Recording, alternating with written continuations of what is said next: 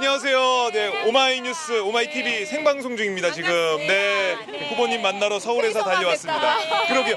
아니, 저는 되게 느낌이 새롭네요. 이 선거 복장.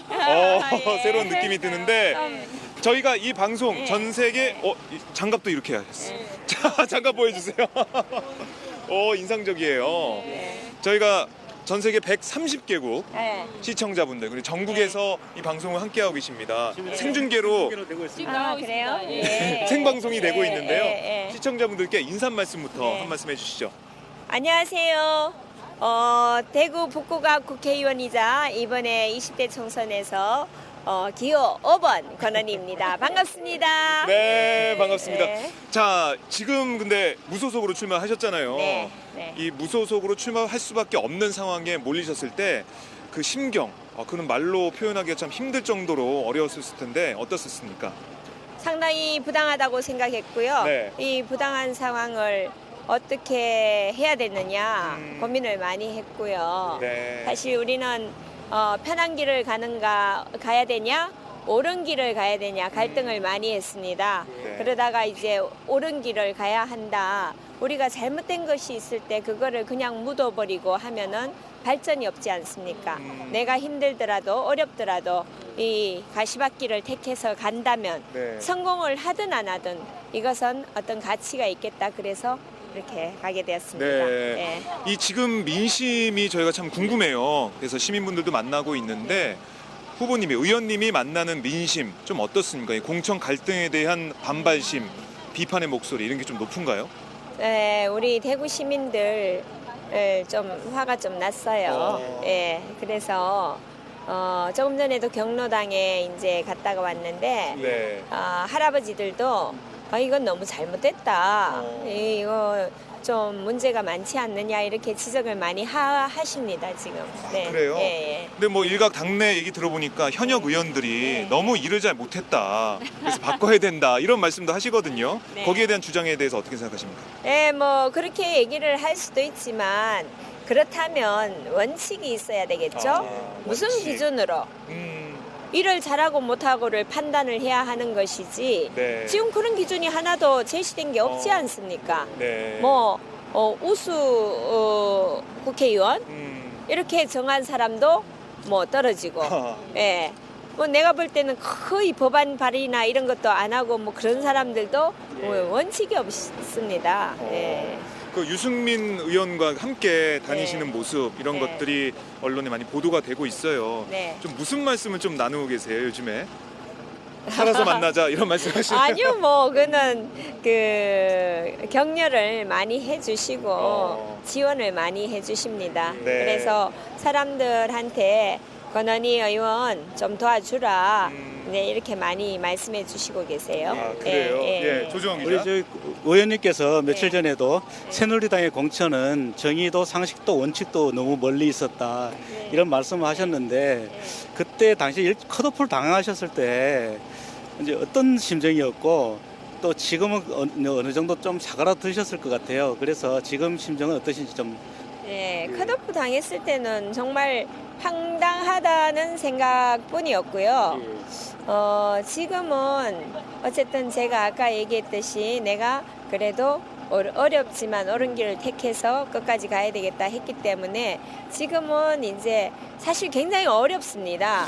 무소속, 특히 대구에서 무소속은 정말 어렵습니다. 그렇지만은 어렵지만 즐거운 마음으로 하고 있습니다. 네. 아니 지금 보면은 새누리당이 대구 지역을 뭐 석권하다시피 해 왔는데 네. 이제 무소속 후보들이 나와서 네. 활동을 하고 있습니다. 만약에 국회에 다시 들어가게 되신다면 새누리당은 복당을 하실 생각 가지고 계신가요? 거기에 대해서는 복당을 할 수 있다면 하고 싶습니다만은 네. 지금 그 부분은 우리가 섣불리 얘기를 하기는 어려운 것 같아요. 아직까지는. 왜냐하면은 네. 어쨌든 저는 보수입니다. 저는 보수인데요. 지금 현재 그 당이 한 개로 될지 두 개로 될지 어떻게 될지 우리는 잘 모르잖아요. 네. 왜냐하면 한 달 전에 제가 무소속이 될 줄 전 몰랐었거든요. 그런 네. 것처럼 우리가 한 달 후, 두 달 후 이 정당이 어떻게 될지, 예. 정치가 어떻게 될지, 우리 네. 뭐 정치는 생물이라고 그러잖아요, 네. 그죠? 그래서 거기에 대해서 섣불리 뭐 미리 단정을 짓는 거는 좀 어렵겠다. 그렇지만은 원래 자기가 지향하는 그런 가치에 맞는 정당, 그 정당이 있다면 그쪽으로 들어가는 게 맞죠, 그죠? 그러니까 무조건 새누리당으로 가는 게 아니고 가치에 맞고 함께 정치를 할 수 있는 그런 정당으로 가신다. 그러니까 정의화 국회의장이 맞아요. 네. 자, 이제 새로운 정치 결사체가 필요하다 이런 얘기를 했어요. 다시 복당하고 싶은 마음이 없다 이런 얘기를 하셨는데 어떻게 정의화 의장 등과 함께 새로운 정치 결사체를 만드는데도 관심이 좀 있으십니까? 아니요, 그거는 지금 그런 부분을 전혀 지금 얘기할 나는 그게 그렇게 생각. 네. 이번 총선이 어떻게 결과를 가지고 오느냐에 따라서 아마 정치 지형이 많이 바뀌게 될 거다. 총선 이후에. 네네, 총선 이후에 바뀌게 될 거고 그 상황에서 어쨌든 저는 이제 보수 가치를 지향하기 때문에 그런 그 정당, 새누리당이 뭐 지금과 같이 건전한 어떤 보수 여당으로 간다면 당연히 새누리당으로 들어가야 되는 거고요. 그때 뭐 상황이 좀 또 뭐 친박 비박 이렇게 갈등이 고조돼서 또 나눠진다면은 또 그때 상황에 보고 또 어떻게 결정을 해야 되는 거고. 그래서 저는 지금은 어쨌든 뭐 새누리당, 지금의 새누리당으로 간다라고 말은 하지만 그것이 그렇게 될지 어떻게 될지는 솔직히 잘 모르겠어요. 자, 네. 2012년에 박근혜 대통령 후보 당시에 굉장히 많이 노력하셨어요. 당선을 위해서. 네. 자, 이번 공천 배제 겪으시면서 박근혜 대통령에게 섭섭하십니까? 아니면 당 지도부 혹은 이한구 위원장, 뭐 김무성 대표 누가 제일 서운합니까? 글쎄요, 뭐 지금 표면적으로는 이한구 위원장님이 잘랐으니 이한구 위원장님한테 제일 섭섭하죠. 네. 네. 저는 대통령께서 이런 걸 우리 국회의원이 여당 국회의원이 160명 가까이 되는데 이 국회의원 하나하나를 어떻게 해라고 그렇게 하지는 않았을 거라고 생각합니다. 네. 이거는 그 밑에서 어떤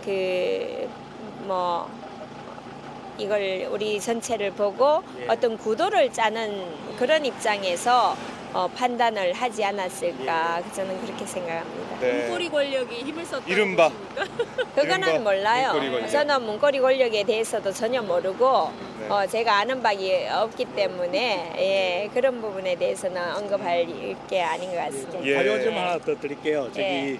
새누리당 대구시당이 네. 대통령의 존영을 돌려달라 했는데 네. 돌려주셨습니까? 아니면 아직까지 안 돌려주셨나요? 안 돌려드렸어요. 예, 그 이유가 그런 얘기 듣고 좀 어떠셨어요? 돌려달라. 황당하죠. 사실 예.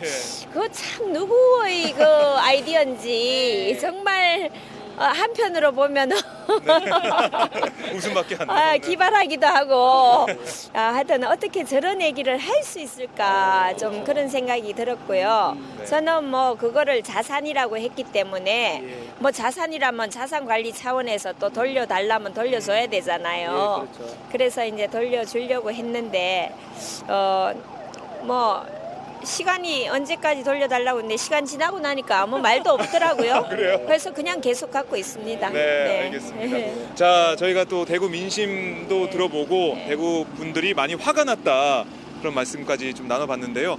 끝으로 저희 카메라에 보시고요.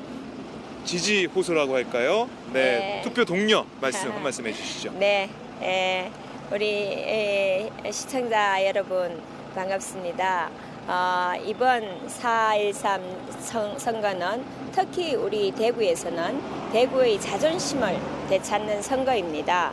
우리 대구가 새누리당 정말 사랑했거든요.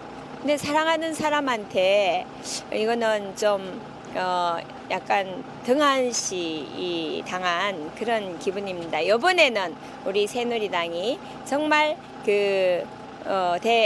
새누리당한테 존중을 받는 그런 우리 대구가 되었으면 좋겠습니다. 모두 다 4월 13일 날 투표하시고 대구의 자존심을 찾아주십시오.